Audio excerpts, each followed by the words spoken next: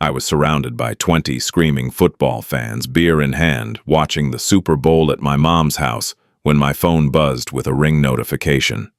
And there on my screen, in crystal clear 1080p, was my wife of 8 years making out with my business school rival in our driveway at 3:47 p.m. Exactly 14 minutes after she texted me, saying she was too sick with a migraine to leave the house. If you've got some time and maybe a stiff drink, settle in.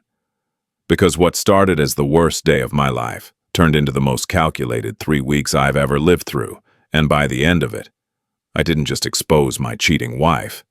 I took down her entire family's carefully constructed empire of lies, destroyed her affair partner's legal career, and walked away with my dignity and a divorce settlement that still makes my lawyer smile. This is the story of how I went from the guy who wasn't good enough for his in-laws to the man who made damn sure they'd never forget my name.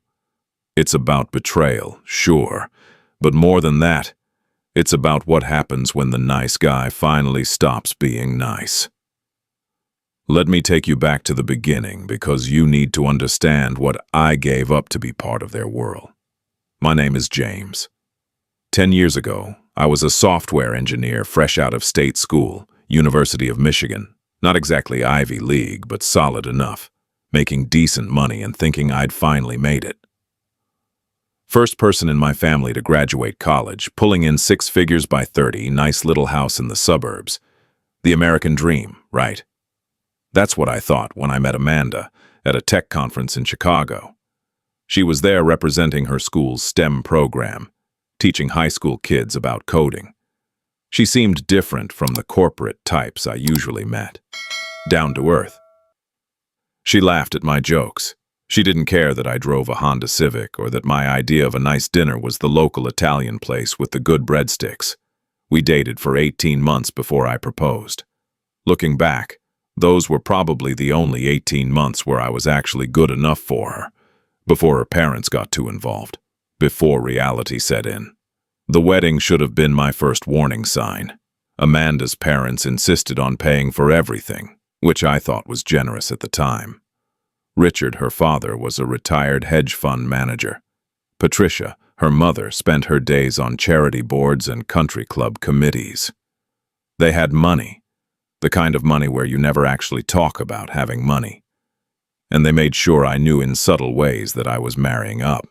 Richard's toast at our wedding reception is burned into my memory. He stood there in his custom suit, champagne glass raised, and said, "Amanda, sweetheart, I know this isn't exactly the path we'd envisioned for you. We all remember Brandon, of course." Polite laughter from their side of the room. "But James seems like a hard-working young man, and who knows, maybe you'll prove us wrong." He smiled when he said it. Everyone smiled. I smiled too, because what else could I do? Amanda squeezed my hand under the table and whispered, "Don't worry about him. He'll warm up to you." 8 years later, he never did. For 8 years, I showed up to Sunday dinners at their house in the gated community. For 8 years, I listened to conversations about art galleries I'd never been to, European vacations I couldn't afford, and prep schools I'd never heard of. For 8 years, Patricia would fix every gift I brought. The wine wasn't quite right, the flowers were sweet but not quite their style. The cheese board was thoughtful, but they'd just gotten a nicer one from the Thompsons. And every time Amanda would tell me I was being too sensitive. "They just have high standards," she'd say. "You need to give them time." So I gave them time. And money. I upgraded my wardrobe, traded the Honda for a slightly nicer car, learned about wine regions and artist retrospectives, and all the things that were supposed to make me fit in. I worked 60-hour weeks to afford the lifestyle Amanda had grown up with. I watched my savings account drain on gifts and trips and keeping up appearances.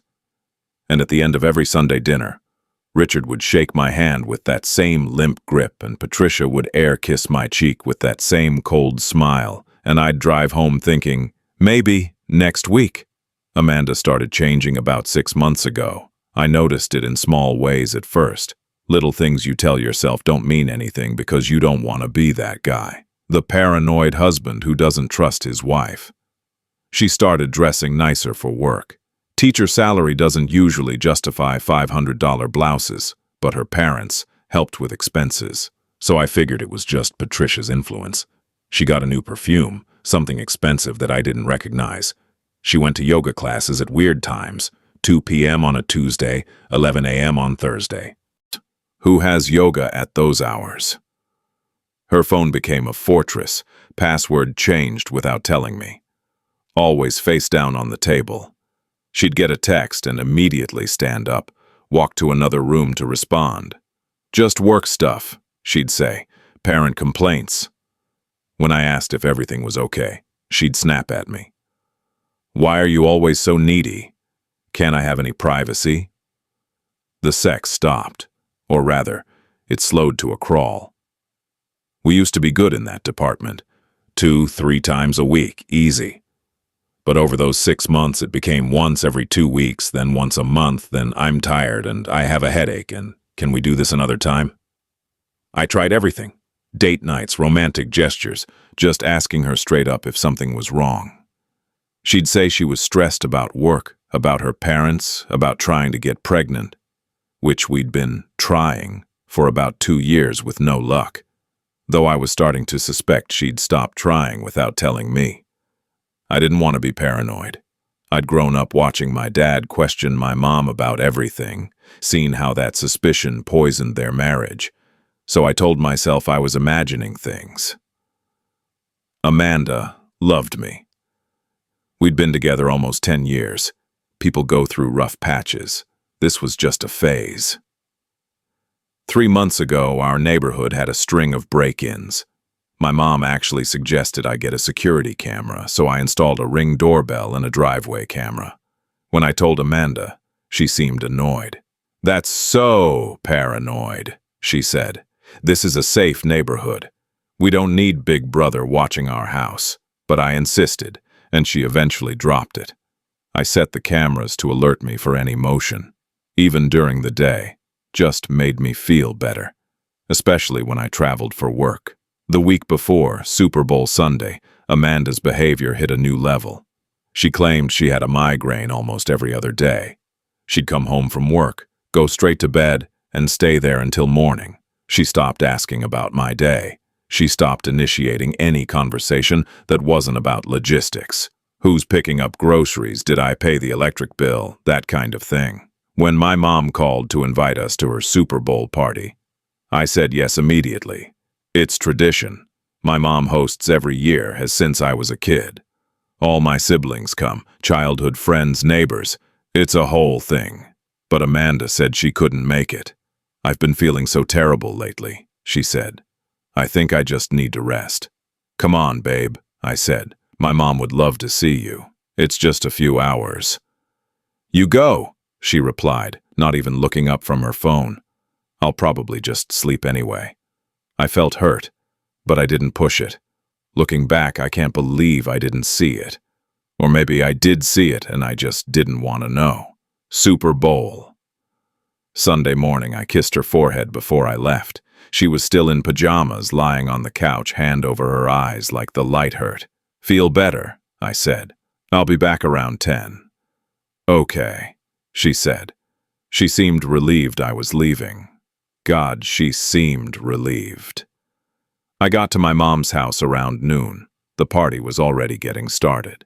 My brother David was there with his kids, my sister and her husband. Bunch of childhood friends, the couple from next door who've known me since I was in diapers. Mom had made her famous chili. There were 3 different kinds of wings. Someone brought a cheese dip that was basically just velvet heart disease. And there was enough beer in the coolers to float a small boat. Everyone kept asking, "Where's Amanda?" "She's not feeling well," I said over and over. "Migraine." My mom looked concerned. "She gets those a lot lately, doesn't she?" I defended her. "Because that's what you do." "Yeah, work stress. You know how it is." But my mom's expression said she didn't quite believe me. And that made something twist in my gut.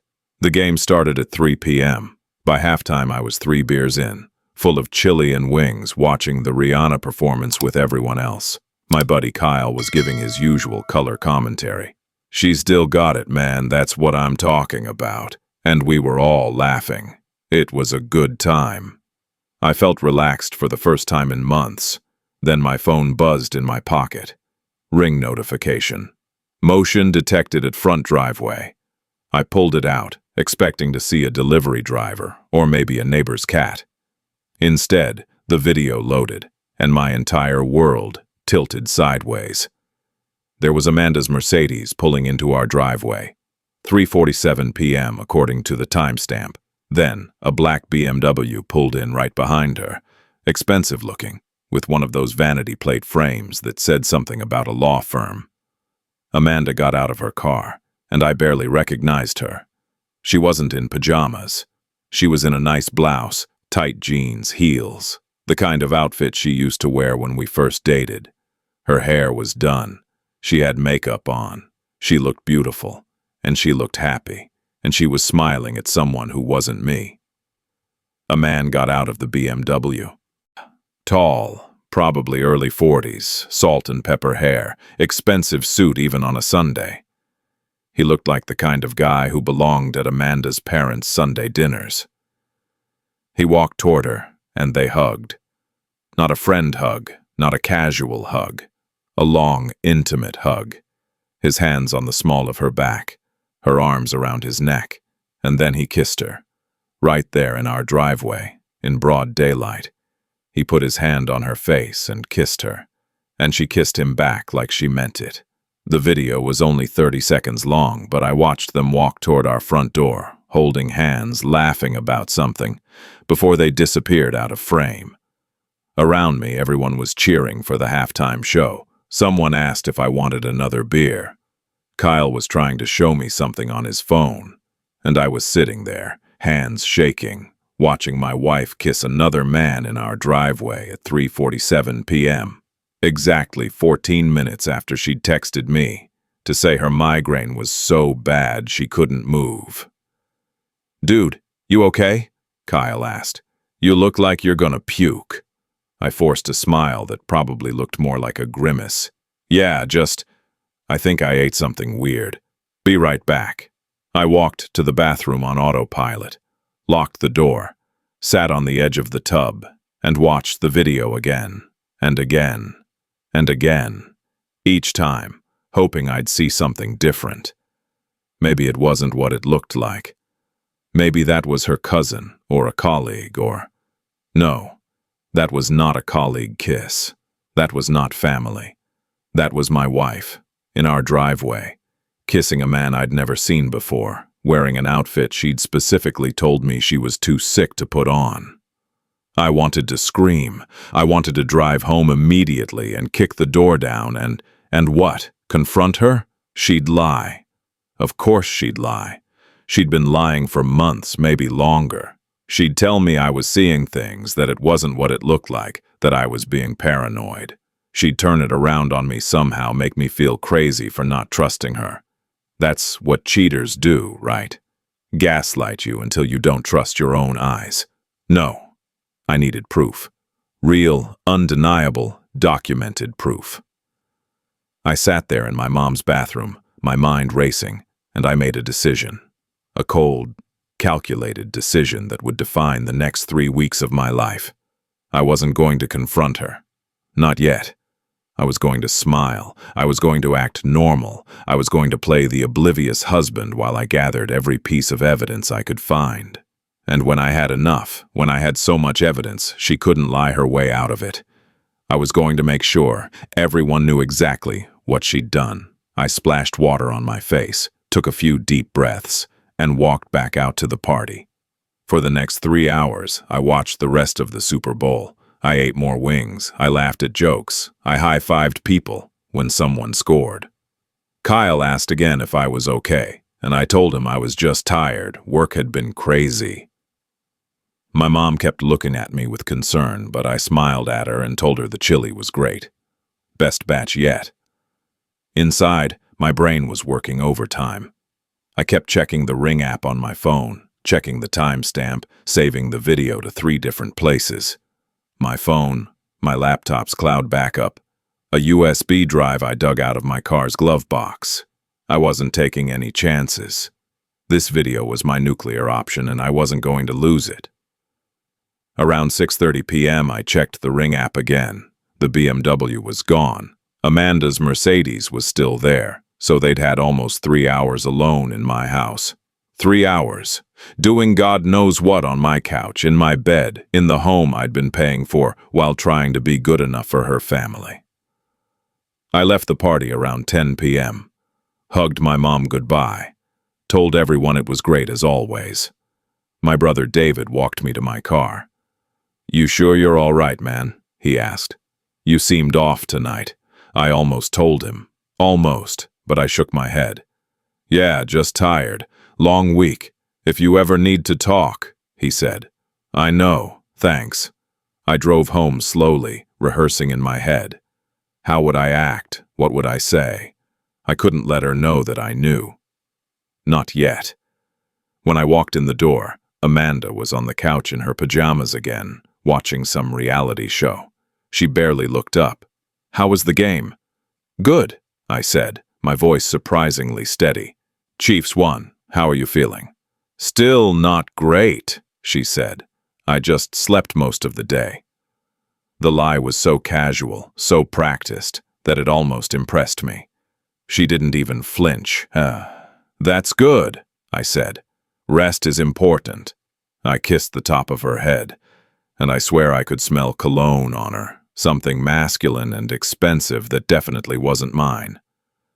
My jaw clenched, but I kept my face neutral. "I'm exhausted," I said. "Gonna head to bed early." "Okay," she said, eyes still on the TV. I lay in bed that night, staring at the ceiling, listening to her breathing next to me. And I knew with absolute certainty, that my marriage was over.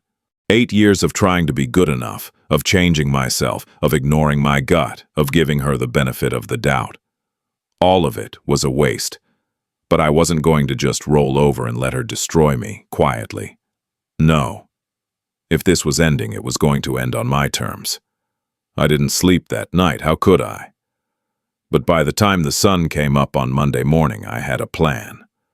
Monday morning, I called in sick to work. First time in 3 years. Amanda went to school like usual. Kissed me goodbye, without any real feeling behind it. Told me to feel better. The second her car was out of the driveway, I was at my computer. I opened the Ring app and started scrolling. The app saves 60 days of footage. 60 days. I was about to find out exactly how long this had been going on. I made myself a pot of coffee and settled in for the worst scavenger hunt of my life. It didn't take long to find the pattern. Every Tuesday and Thursday, like clockwork, around 2:30 p.m., that black BMW would pull into my driveway. Amanda would already be home. She got out of school at 3 p.m., but apparently left early on those days. The BMW would stay for 2, sometimes 3 hours, then leave before I got home from work at 6. I found footage from January 15th. Amanda and the BMW guy going into the house together, him with his hand on her lower back, her laughing at something he said. They didn't come back out until 5:15 p.m. On the 22nd, same thing. On the 29th, same thing. Every Tuesday and Thursday for at least 2 months. Maybe longer. The app only saved 60 days, so who knows how far back this actually went.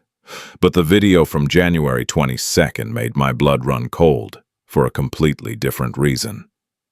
On that day, the BMW pulled up as usual, but 5 minutes later, another car pulled in. A Mercedes SUV with a vanity plate that said Patricia. I recognized it immediately, Amanda's parents. I watched, my heart pounding, as Richard and Patricia got out of their car. They walked over to where Amanda and the BMW guy were standing in the driveway, and they hugged him. Patricia hugged him warmly, like he was family. Richard shook his hand, clapped him on the shoulder. The four of them stood there talking for a few minutes, all smiles, before going into the house together. They knew. Her parents knew she was cheating on me, and they were facilitating it. They were in on it. I had to pause the video and walk away. I paced around my house, the house I'd been killing myself to pay for, filling with furniture Amanda's parents said was suitable, in a neighborhood they deemed appropriate for their daughter. And this whole time, they'd been letting some other man into my home, smiling at him, welcoming him, while I played the fool every Sunday at their dinner table. I needed to know who this guy was. I scrolled through footage until I found a frame where the BMW's license plate was clearly visible. I screenshot it, then went to one of those public record sites and paid $29.99 for a license plate lookup. The name came back, Brandon Mitchell, escorts registered to an address in an expensive part of town. I Googled him immediately. The first result was his law firm's website, Mitchell & Harper, LLP, corporate litigation, Harvard Law School, partner. His profile photo showed the same salt and pepper hair, the same expensive suit, the same confident smile of a man who'd never had to prove he was good enough. Then I found his Facebook. His privacy settings weren't great. I could see his photos going back years. And there, buried in his albums, were photos from high school and college. Amanda was in some of them.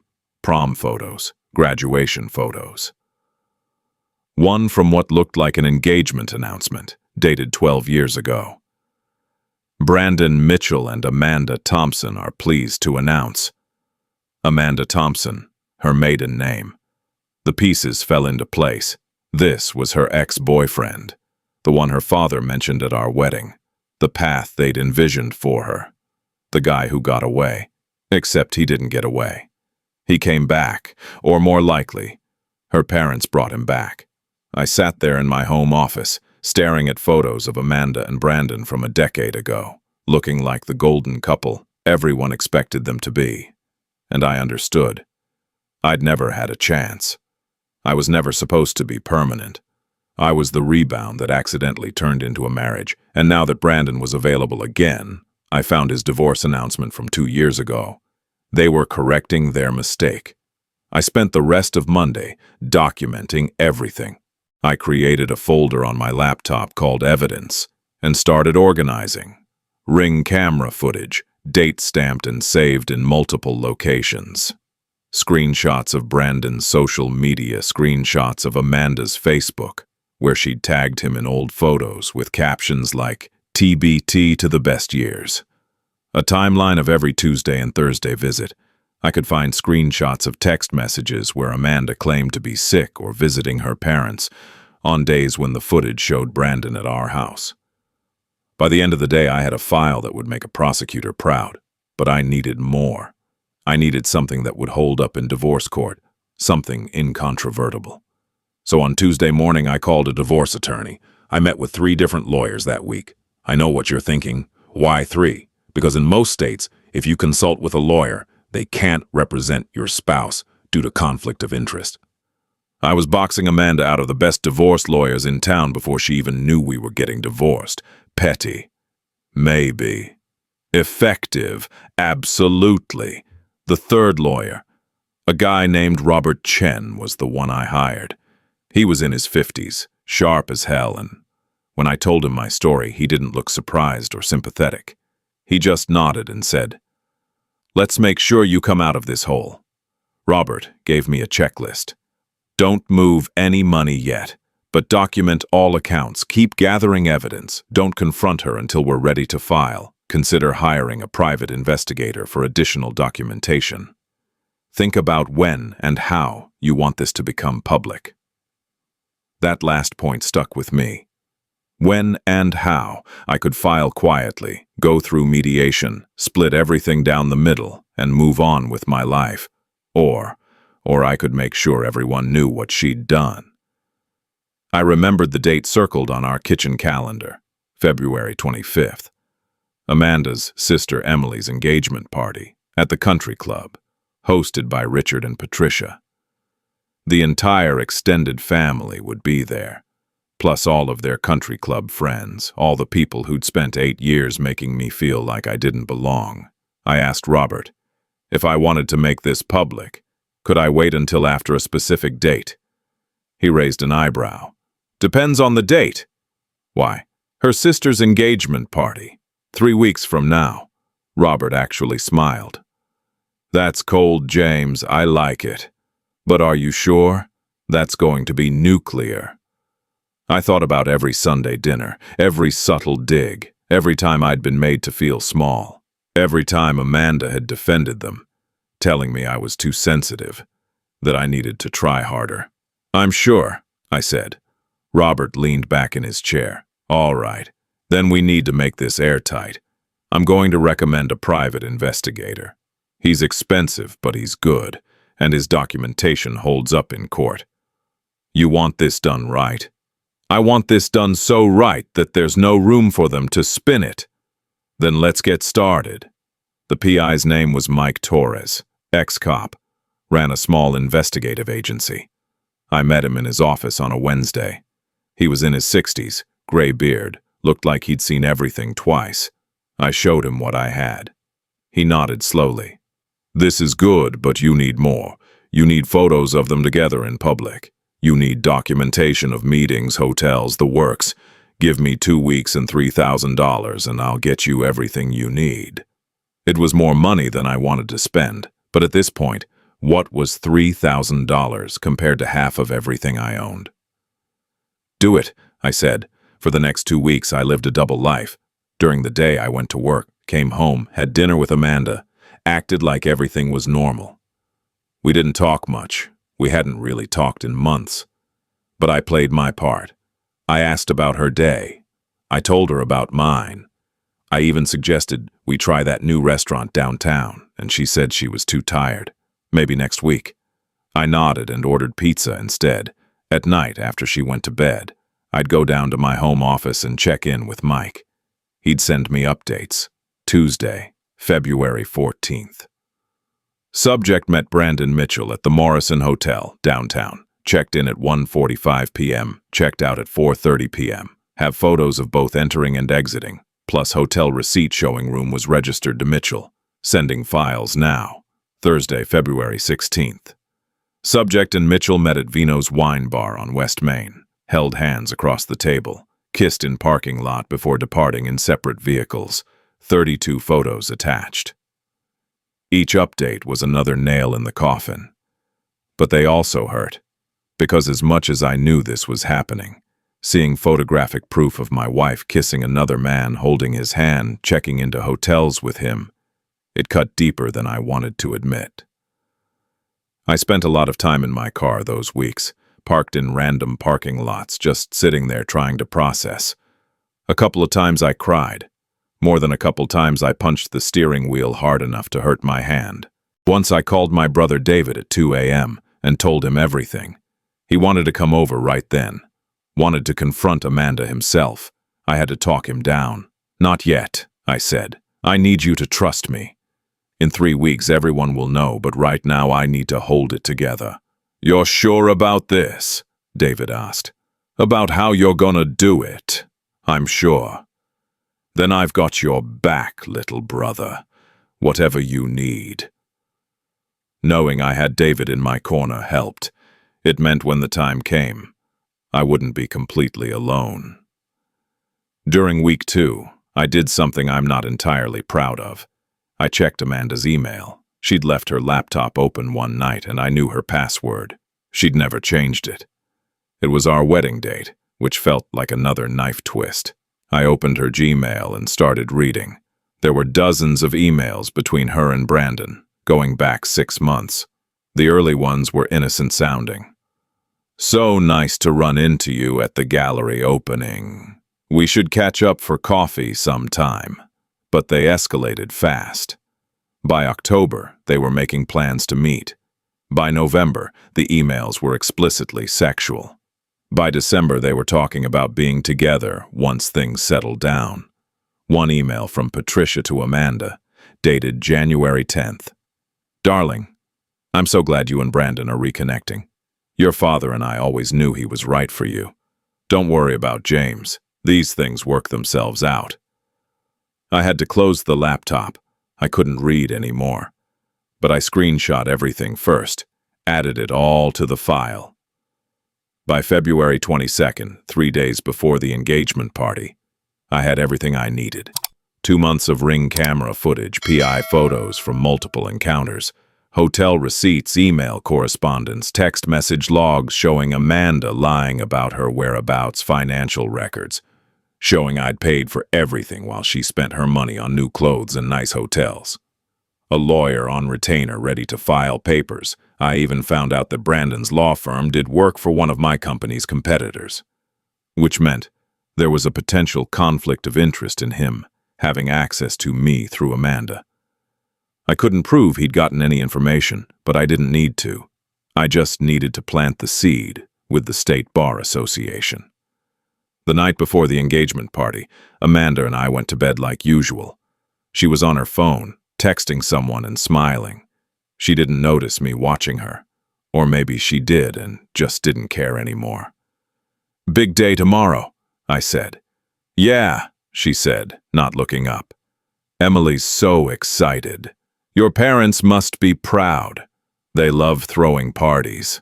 "I bet they do." She finally looked at me. "Are you okay? You've been weird lately." "Just tired," I said. "Work stuff." She nodded and went back to her phone. I lay there in the dark, listening to her breathe, and thought about all the nights I'd lain next to her thinking I wasn't good enough, wondering what I could do to make her parents accept me, wondering how to save our marriage. I wasn't wondering anymore. Saturday, February 25th, Emily's engagement party, the day I'd been planning for 3 weeks. I woke up that morning feeling strangely calm. Amanda was already up, in the bathroom doing her hair. She'd bought a new dress for the occasion, something expensive her mother helped her pick out. She looked beautiful. She always did. That was never the problem. "What are you wearing?" she asked when I came into the bathroom. "The gray suit," I said. She wrinkled her nose. "That's kind of boring, don't you think?" "It's fine," I said. She sighed like I was being difficult, but dropped it. We got ready in silence. The party started at 6 p.m. at the country club, same place where we'd had our rehearsal dinner 8 years ago, back when I thought joining this family was the best thing that ever happened to me. We arrived together. Amanda immediately went to find her mother, leaving me to park the car. I sat in the parking lot for a minute, my heart pounding. In my laptop bag I had my computer, the video file queued up, printed packets of evidence for key people, and a plan that I'd rehearsed so many times I could do it in my sleep. My brother David's truck pulled up next to me. He got out, walked over to my car, knocked on the window. "You ready?" he asked when I opened the door. "As I'll ever be."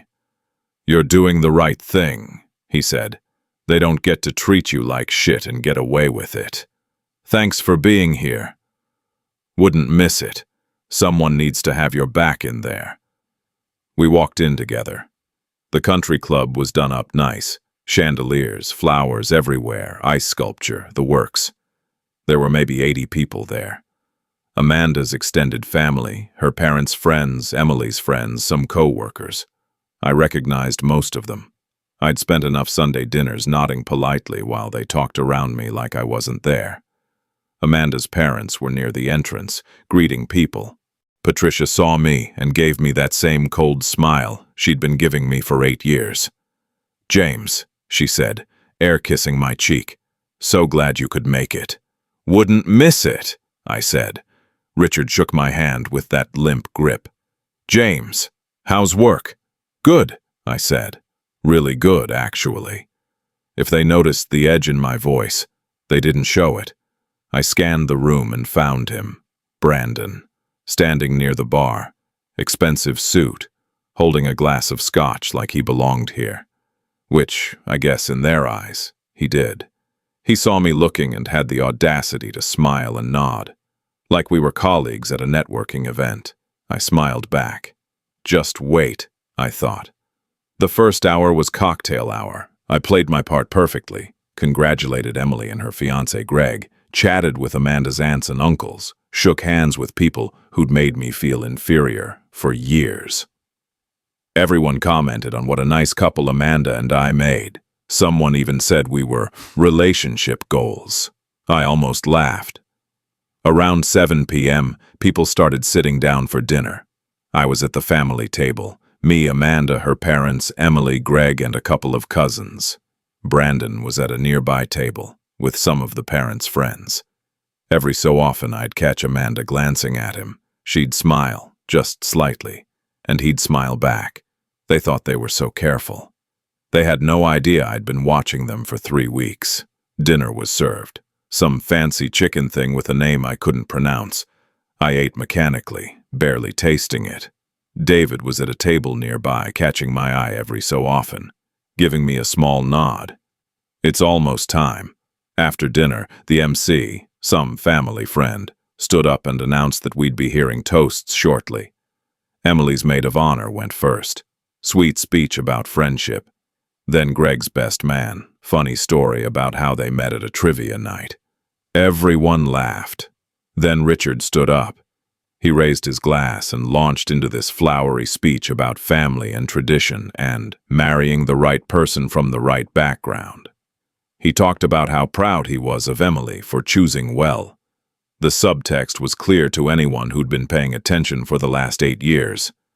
Emily had done what Amanda hadn't. Emily had married someone suitable. I watched Amanda while he talked. She looked uncomfortable, but didn't say anything. Richard finished his toast and everyone clapped. The MC asked if anyone else wanted to say a few words. I stood up. Amanda's eyes went wide. "What are you doing?" she whispered. I didn't answer. I just walked to the front of the room, my laptop bag in hand. The MC, looking uncertain, handed me the microphone. "Hi, everyone," I said. My voice came out steady, which surprised me. For those who don't know me, I'm James, Amanda's husband. A few people smiled politely. I looked at Emily and Greg. "Congratulations, you two. I'm really happy for you. You're about to start a life together built on honesty and trust." I paused. "I want to show you something about what that looks like, and what it doesn't." Confused murmurs rippled through the crowd. I pulled out my laptop, walked over to the AV booth where I'd talked to the tech guy earlier. "Can you hook this up?" I asked quietly. He looked uncertain but nodded, plugging in the HDMI cable. The screen behind me lit up. I'd spent hours putting this video together. It opened with a simple title card, "The Truth About Integrity." Then the Ring camera footage started playing. The timestamp was visible in the corner. February 4th, 3:47 p.m., Super Bowl Sunday.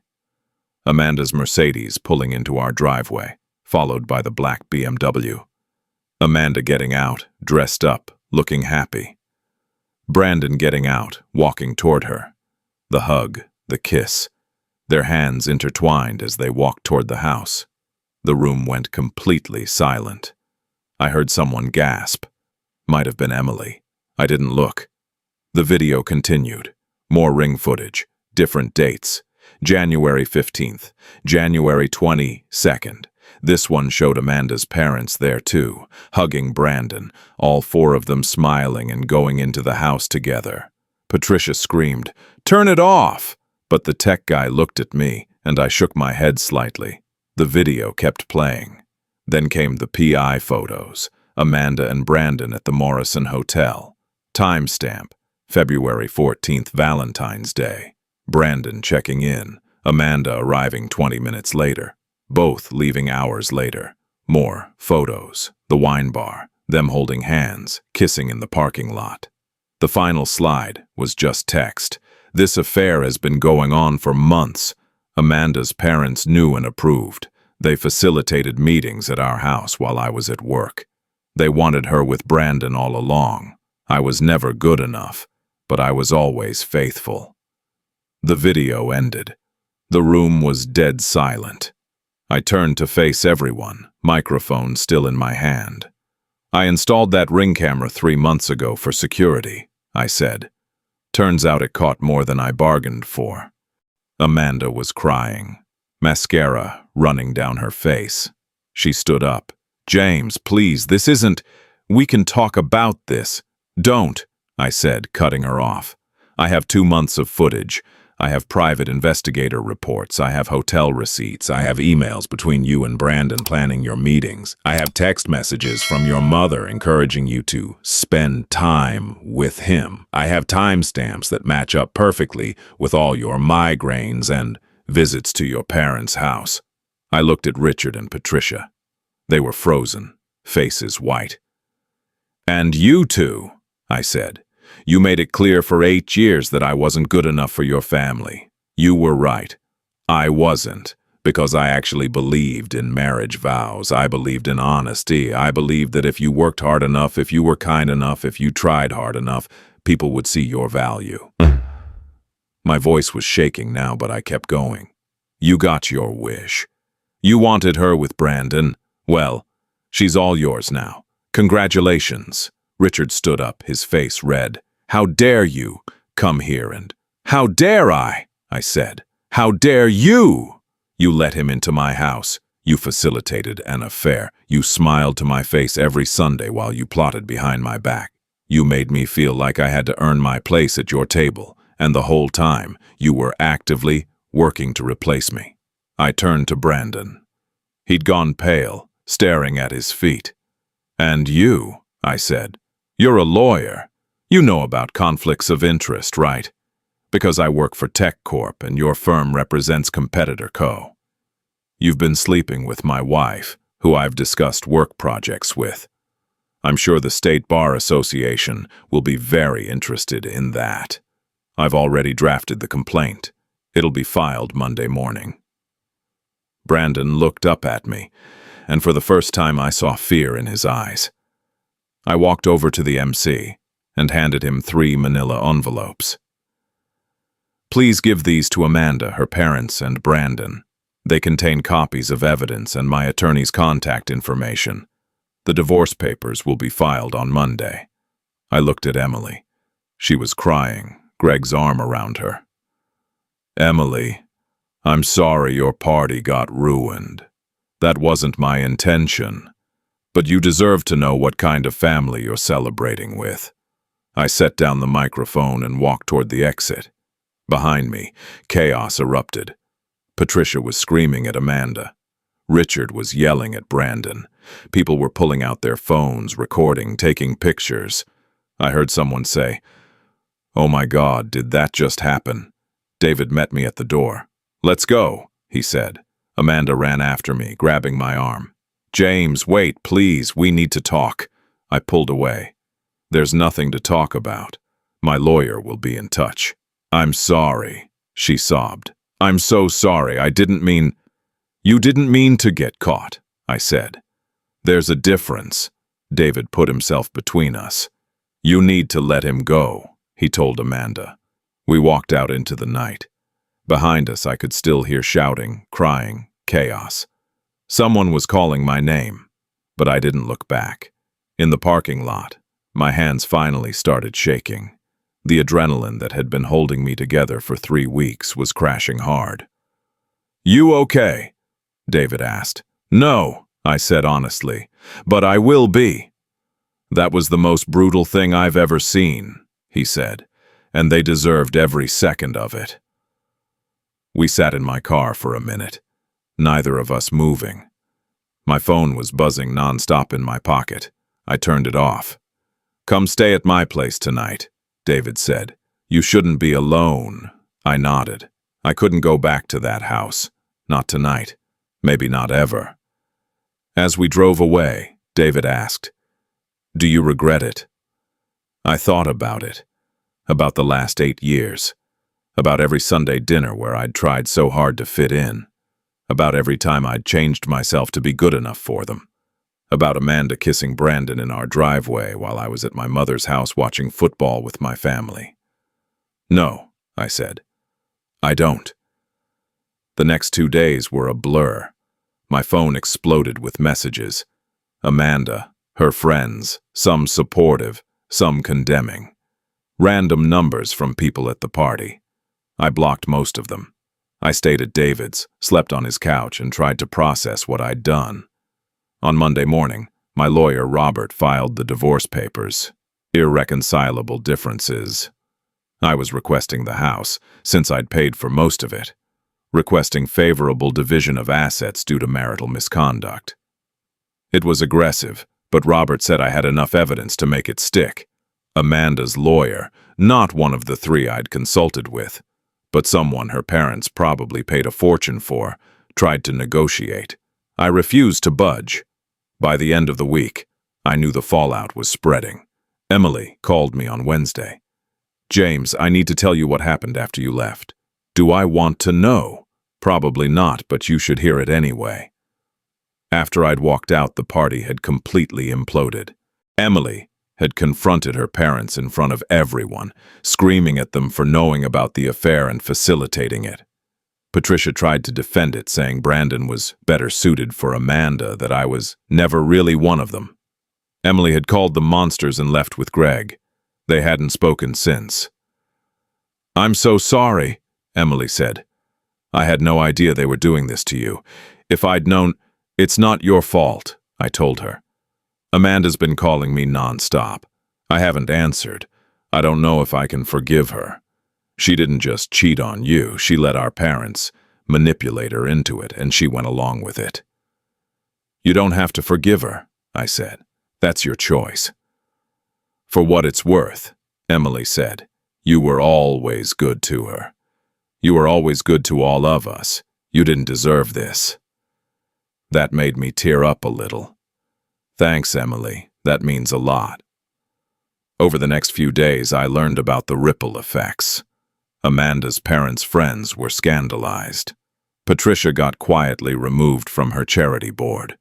They didn't want the drama attached to their organization. Richard faced whispers at the country club.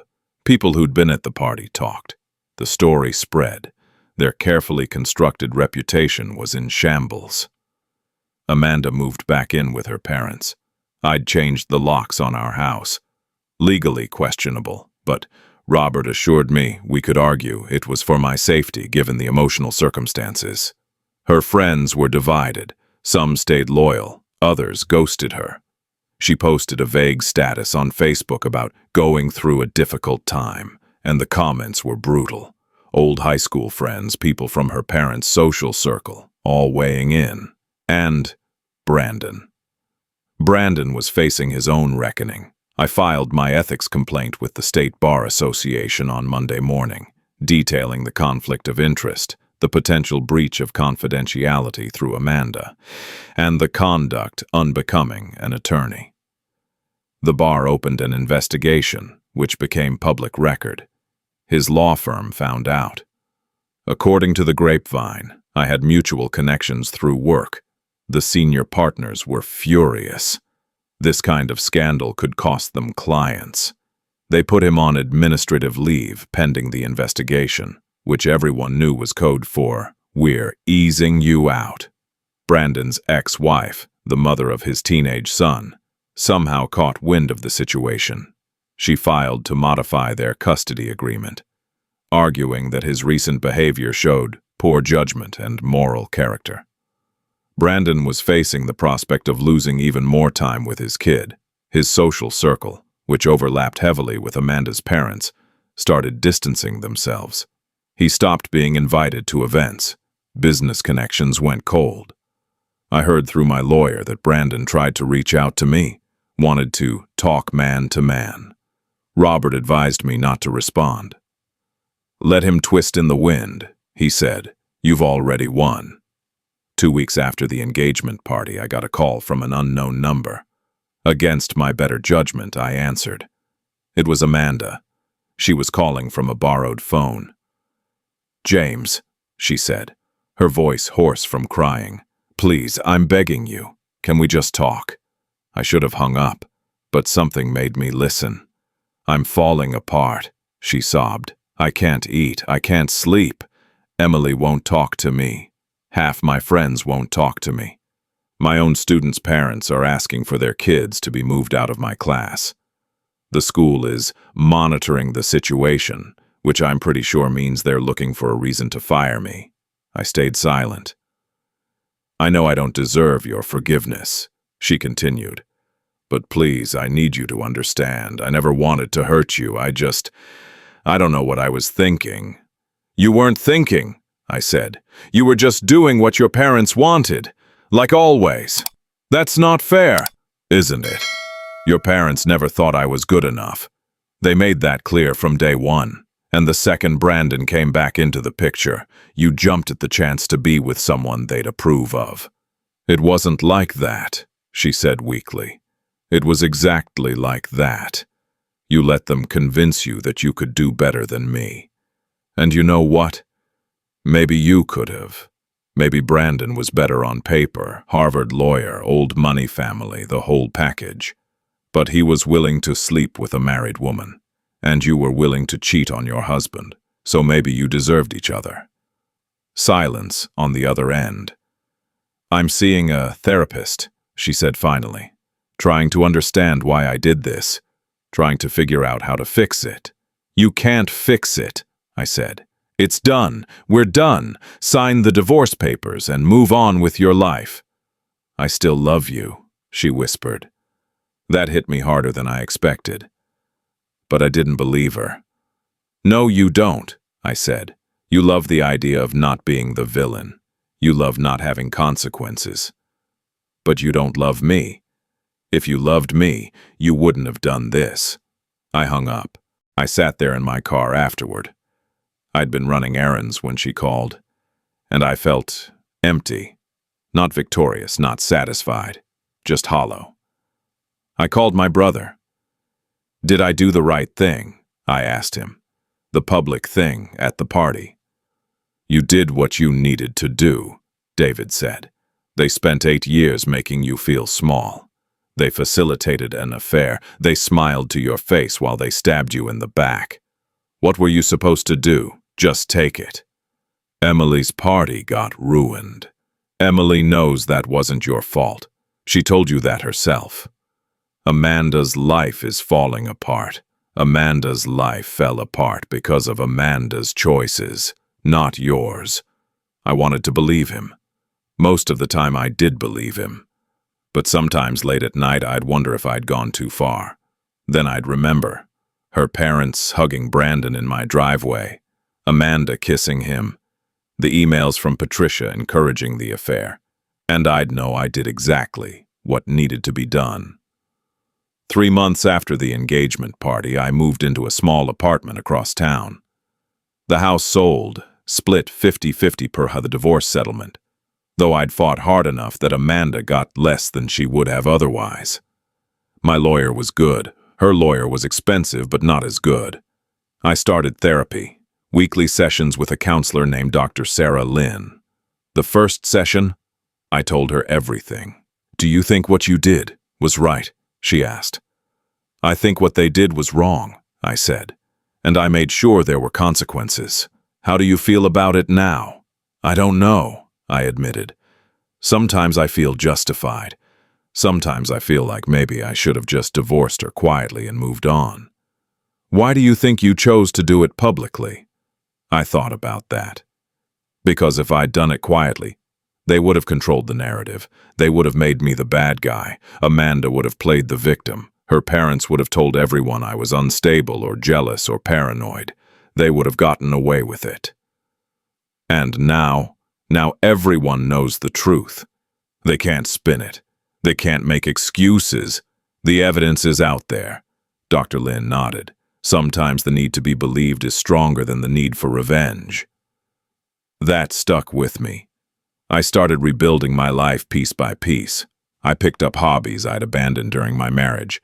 I'd stopped hiking because Amanda's family thought it was lowbrow. I'd stopped gaming because Patricia made comments about grown men playing video games. I'd stopped doing a lot of things I enjoyed because I was trying to be someone I wasn't.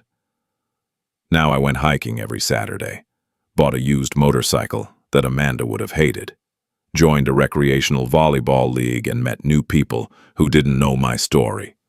Started dating, casually. Nothing serious. Just coffee dates to remember what it felt like to talk to someone who actually wanted to know me. One of those dates was with a woman named Rachel, a graphic designer. On our second date, she asked why my marriage ended. My ex-wife cheated, I said, It was complicated. "I'm sorry," Rachel said genuinely. "That must have been awful." "It was, but I'm getting through it." Rachel and I didn't work out romantically, but we became friends. She introduced me to her friend group. People who didn't know about the engagement party, who didn't know about the Ring camera video, who just knew me as James, the software engineer who liked hiking and motorcycles and bad sci-fi movies. It was nice to be around people who didn't see me through the lens of my marriage. 4 months after the party, Emily reached out and asked to meet for coffee. I agreed. "I wanted to apologize," she said, "for how my family treated you. I didn't realize how bad it was until everything came out." "You have nothing to apologize for," I said. "I know. But still, you deserved better. You were always kind to me.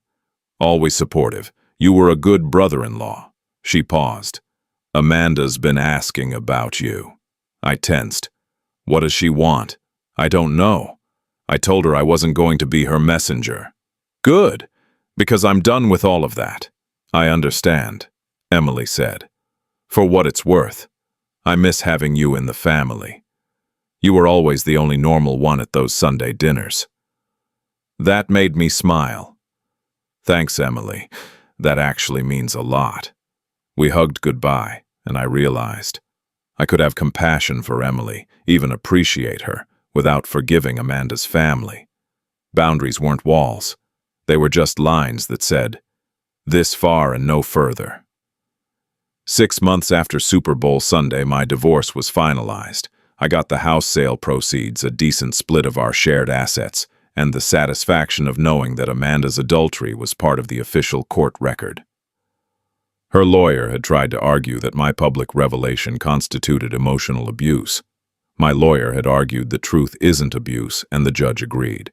I heard through the grapevine, mutual friends I'd kept, that Amanda was dating someone new. Some guy she met through a teacher friend, low profile, nothing like Brandon. Brandon had officially resigned from his firm and taken a job at a smaller practice in another state. Pay cut, less prestige, probably trying to rebuild away from the scandal. His custody case was still pending. Amanda's parents were still together, but their social standing never recovered. They weren't the country club power couple anymore. They were the couple who'd facilitated their daughter's affair and got exposed for it at their younger daughter's engagement party. Sometimes I'd think about them and feel a flicker of something. Not quite guilt, but maybe sadness that it came to that. Then I'd remember every Sunday dinner, every subtle insult, every time they'd made me feel like I had to earn my place. And the feeling would pass. 1 year after Super Bowl Sunday, I was in a better place. New apartment, not the house, but a small condo downtown that was actually mine, decorated the way I wanted. New relationship, Melissa, a nurse I'd met through friends who was kind and funny and had zero connection to my past. New perspective on life. We were watching the Super Bowl together, a low-key thing at my place with a few friends. When halftime came, someone made a joke. "Hey James, didn't something happen to you during the Super Bowl last year?" I smiled. "Yeah, long story." "Do you regret how you handled it?" another friend asked. I thought about it. Really thought about it. "I regret that it happened at all," I said. "I regret trusting people who didn't deserve it. I regret wasting 8 years trying to be good enough for people who would never accept me. But do I regret exposing them? No. I gave those people 8 years of my life. I changed who I was, gave up things I loved, worked myself to exhaustion trying to prove my worth, and they were smiling to my face while plotting behind my back. So no, I don't regret making sure everyone knew the truth." Melissa squeezed my hand. She knew the story. I'd been honest with her from the start, but she'd never judged me for it. Later that night, after everyone left and we were cleaning up, she asked, "Do you think you'll ever fully move past it?" "I think I already have," I said. "It's not about forgetting what happened. It's about not letting it define me anymore. For a long time, I was the guy who wasn't good enough for his in-laws. Then I was the guy who got cheated on. Then I was the guy who blew up his wife's life at her sister's engagement party. But now, I'm just me. And that's enough. She smiled. Yeah, it is. As I fell asleep that night, I thought about how different my life looked from a year ago. No Amanda. No Sunday dinners with people who'd never accepted me. No more trying to fit into a world that didn't want me. But also, new friends, new hobbies, new relationship, new sense of self. I thought about Amanda sometimes, wondered if she ever really understood what she'd done, wondered if her parents ever acknowledged their part in it. Probably not. People like that rarely do. But it didn't matter anymore. They didn't get to live rent-free in my head. They'd taken enough from me. I wasn't giving them another second. I learned something important through all of this. Revenge doesn't heal you. It just makes space for healing to start. The real work, the therapy, the rebuilding, the learning to trust again, that all came after. The engagement party was just the catalyst. And I learned that I didn't need to be good enough for them. I just needed to be good to myself. For the first time in a long time, I was. And as I drifted off to sleep, with Melissa beside me and a life ahead of me that was entirely my own, I realized something else. I was free. Free from their expectations, free from their judgment, free from the constant feeling of not measuring up. I'd spent 8 years trying to earn a place at their table. Turns out I never wanted to be at that table in the first place. I just needed to learn that the hard way. They say living well is the best revenge. I don't know if that's true, but I know this. I'm living well now, and that's all that matters.